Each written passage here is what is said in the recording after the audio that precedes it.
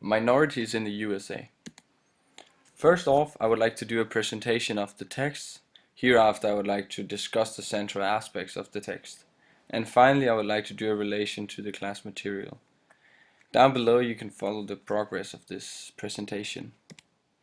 The first text, Net Migration from Mexico Falls to Zero and Perhaps Less by Pew Research Center, tells us that less and less Mexicans migrate to the US. The reason for this is that the US economy has affected the job and construction markets, and furthermore, there has been a rise in the border enforcement and in deportations of illegal immigrants. All in all, it has been more dangerous to cross the US border. The text also tells us that Mexican immigrants have the highest percentage of unauthorized immigrants. More precise, 51% of all Mexicans are unauthorized immigrants, and some 58% of the US immigrants are from Mexico. That's a huge number. But actually, instead of these numbers increasing more and more, people are choosing to migrate, and actually the number of people moving back to Mexico is increasing. The second text, majority of US citizens say illegal immigrants should be deported.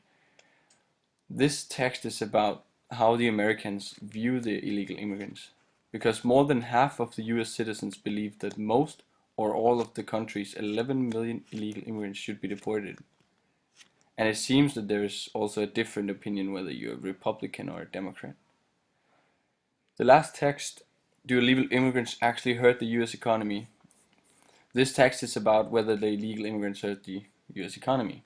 It is written that the illegal immigrants actually help the economy to grow.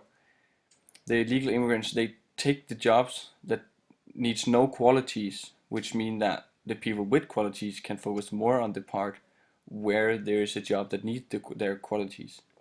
But the problem is that the illegal immigrants are taking jobs that the Americans with no education have. And another problem is the fact that the undocumented workers are not evenly distributed in all of the states. So the whole US economy benefits from illegal immigrants, but some states are more affected by them using their benefits. In the discussion, the first text, the net migration from Mexico falls to zero and perhaps less. This text tells us that US is experiencing a drop in the migration from Mexico. So there has been a shift in the migration tendency, and actually more and more Mexicans are seeking back to Mexico. The reason why they don't migrate to America is mainly all the dangers associated with illegal border crossings, and the fact that the US economy is affecting the job and construction market, etc.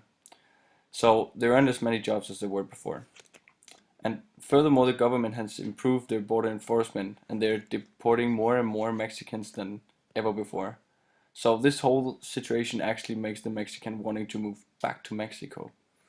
This quote says that in 2010, the number of Mexicans and their children moved from the US to Mexico between 2005 and 2010 rose to 1.4 million, roughly double the number who had done this in the 5-year period a decade before.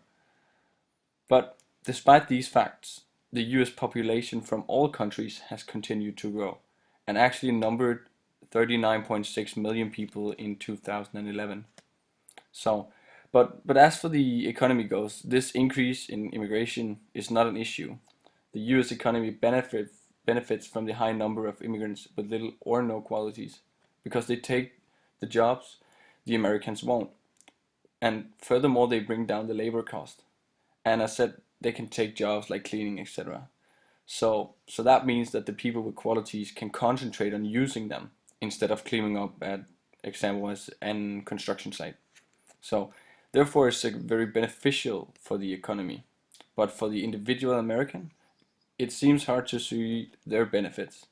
The immigrants take the job. They use their hospitals, schools, and social programs, and these are all costs to the taxpayers. And furthermore, the problem is that the undocumented workers are not evenly distributed. So in some states they weigh more on their cost than in other states. But all in all, it's a fact that, and this quote says, the dollar value of the benefits far outweigh the costs.